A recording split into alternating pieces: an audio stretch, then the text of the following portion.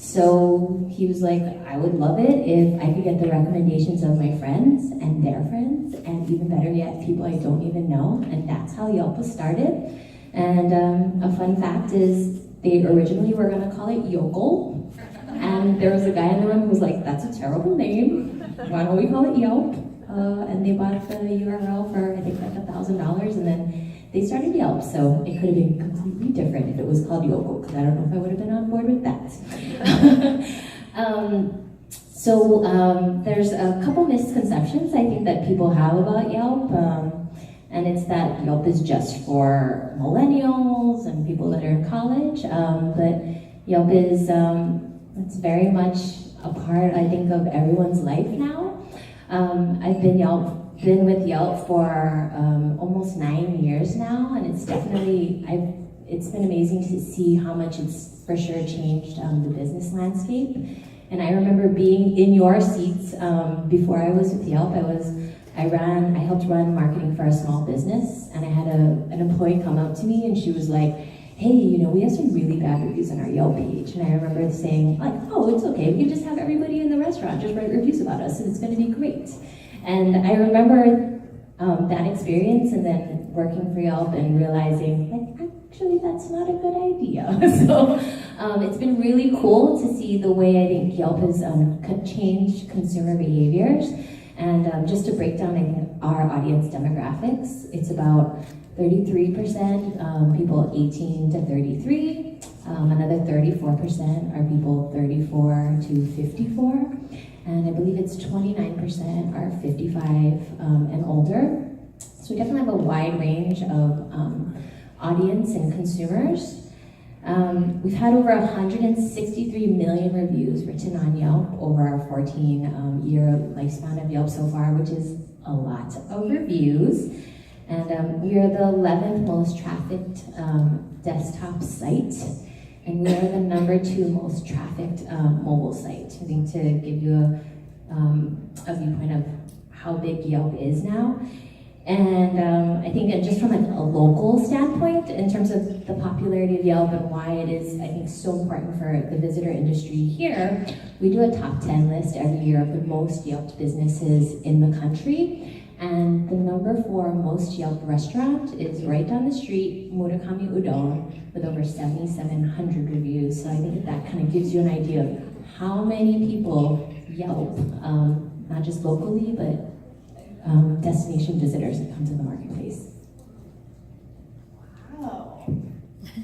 Interesting. And Mari used to be a Yelp elite, so just... I used to. We're sitting up here and I'm telling her that I used to be a Yelp elite. But unfortunately, because of what I do, apparently that's bad. I'm not allowed to be a Yelp elite and also manage other social media channels for businesses. So Emmy's gonna work on that for me though. Anyway, so I'm Mari Cam, and thank you so much for coming to Sheraton Waikiki, our property, and of course to HVCB and the team there for having us here today. For me, coming from the hotel side, I'm actually very excited to be up here with Yelp and TripAdvisor representatives. If you're not asking the questions, I'm going to ask the questions. But anyhow, I think from here at Marriott, we actually, for the Kyoyo and Waikiki properties, do have a team. We're lucky to have a dedicated team that manages our social media, our reputation, and I know that's not necessarily something that a lot of independent hotels or other businesses have, so it's been really nice to be able to have that as a resource here. I think maybe years ago the question was, should we be doing this? And now it's, how do we make this really work for us, right? If you're not doing it, you should be doing it, and how do you do it better? How do you be more strategic about it? Google actually just released a new report last month, and specific to hotels, so sorry, because I come from hotels, but it talks about how when a consumer is looking for a hotel to book, what they're actually looking at are the top three things. So customer service, right? How easy is it to use their website, the business's website? Online reviews. And then below that are how many points can I get for my loyalty to this company. So really, when you think about that, how important customer service and online reviews are, it makes sense to have a dedicated person who can manage these things and take care of that for you. So I help to direct the strategy here at Marriott, and previously I helped to do this for Halekulani and Waikiki Park hotels as well. And so I kind of, in my mind, have it in 5 different steps or foundational pillars that I like to think of it in. So I thought that maybe that would be what I could share with you today. The first is to listen. People are talking about you. People have been talking about you for years if you haven't started listening. So get out there, start listening, monitor. It's not only Yelp and TripAdvisor, sorry guys, but is it Expedia, is it Booking, is it Facebook, is it Instagram? It doesn't necessarily have to be a review or a comment, it's a photo, it's a video, it's a question posted on a review site. Do you have somebody that's listening and that's actively responding and representing your business? The second is create a process. So, like I said, identify a team or identify a person who's going to be committed to that. And there are easy ways to do it. There's tools out there that are specific to listening. It doesn't have to be where you log into Yelp, log into Expedia, log in to Facebook. There's an effective way to manage that process. So figure out who you're going to commit to that, set a goal, how often are you going to respond, how many reviews are you going to respond to, how quickly are you going to respond, are you responding in 24 hours, in 48 hours, does the person that you've identified to take care of this, do they have the ability to actually take care of the issue for that guest? Is there a process internally with your operations that you know how to manage that? Excuse me. And then third is take control. So respond. Obviously, claim your listings. Like I said, it's not only about the reviews, it's about the photos. So just think even on a basic level, is your address correct? Is your phone correct? What kind of photos are people posting about you?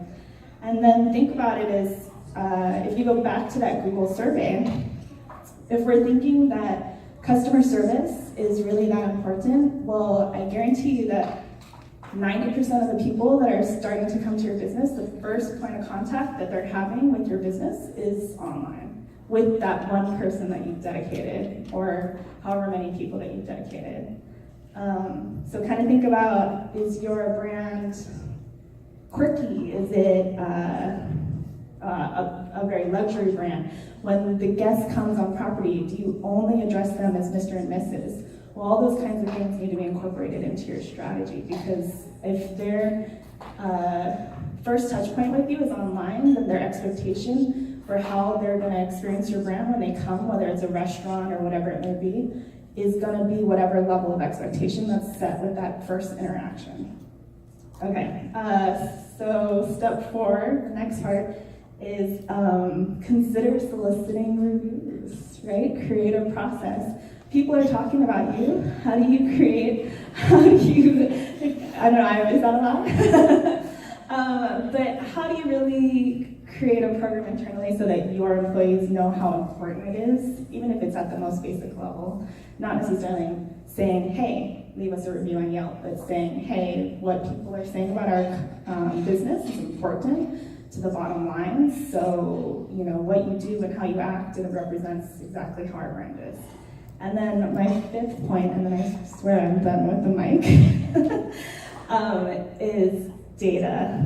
So I think people think about those first 3 points or 4 points, but they don't come back and think, okay, we have unsolicited data that's coming to us every day. Look at the church in Waikiki. I have focus groups of people that are coming here for free and giving us our feedback. But what are we doing with that to change? Great, thank you guys.